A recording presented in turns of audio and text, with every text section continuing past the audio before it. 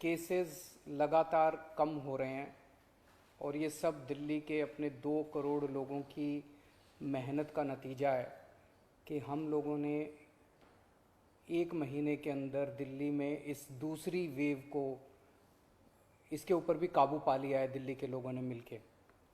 पिछले 24 घंटे में लगभग 1.5% संक्रमण दर आया है और लगभग 1100 के करीब केस आए हैं और धीरे धीरे रोज केस कम हो रहे हैं, संक्रमण दर भी कम हो रही है।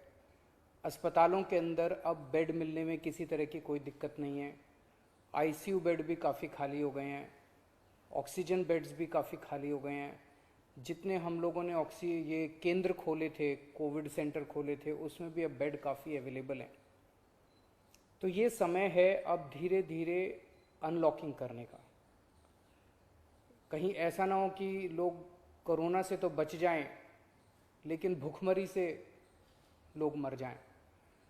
तो अपने को बैलेंस बना के चलना है कि एक तरफ कोरोना को भी कंट्रोल करना है और एक तरफ आर्थिक गतिविधियों को, इकोनॉमिक एक्टिविटीज़ को भी साथ साथ कोशिश करनी है, जहाँ जहाँ जितना बन सके उतना अलाउ किया जाए।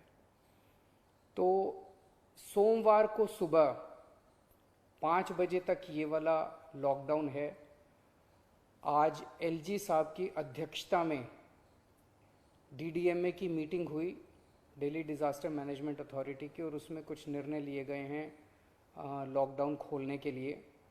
तो सबसे पहली चीज़ तो ये कि अब धीरे धीरे लॉकडाउन खोलने की प्रक्रिया चालू कर रहे हैं। बड़ी मेहनत से, बड़ी मुश्किल से कोरोना काबू में आया है अभी, लेकिन पूरी लड़ाई जीती नहीं है। तो इसीलिए जो अभी तक अपने को फ़ायदा हुआ पिछले 1 महीने के लॉकडाउन का, ऐसा ना हो कि अगर एकदम से खोल देंगे तो उसका नुकसान हो जाए। तो इसीलिए सबका ये मानना है एक्सपर्ट्स का कि इसको धीरे धीरे खोला जाए। खोलने में सबसे पहले अपने को उन लोगों का ख्याल रखना है जो समाज का सबसे गरीब तबका है। मजदूर हैं, दिहाड़ी मजदूर हैं, प्रवासी मजदूर हैं। अपने दिल्ली में उत्तर प्रदेश से, बिहार से, आसपास के और राज्यों से दिल्ली आते हैं आजीविका कमाने के लिए, दिहाड़ी के ऊपर काम करते हैं और बहुत ही मुश्किल परिस्थितियों के अंदर जीते हैं। ऐसे मजदूर सबसे ज़्यादा अपने को कंस्ट्रक्शन एक्टिविटीज़ में और फैक्ट्रियों में काम करने वाले मिलते हैं।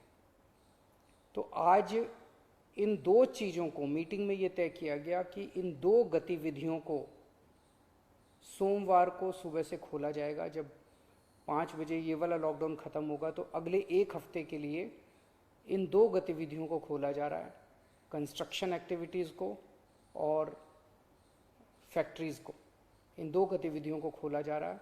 इस पे जो भी थोड़ी बहुत डिटेल्स हैं वो अभी जब ऑर्डर आएगा उसमें पता चल जाएगा कि क्या क्या एहतियात वहाँ पे बरतनी है।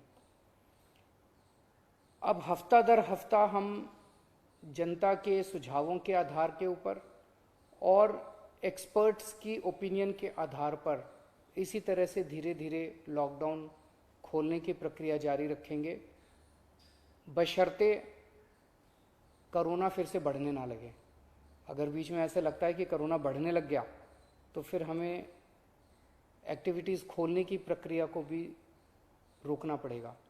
तो मेरी आप सब लोगों से गुजारिश है कि कोरोना से संबंधित जो भी एहतियात है उसको ज़रूर बरतें, दोनों चीज़ों के लिए। एक तो अपनी सुरक्षा के लिए, अपने परिवार की सुरक्षा के लिए, अपनी सेहत के लिए, अपनी ज़िंदगी के लिए, और दूसरा ये कि सारे मिलके अगर कोविड की एहतियात बरतेंगे तभी दिल्ली के अंदर 2 और इकोनॉमिक एक्टिविटीज़ लॉकडाउन खुलना चालू होगा।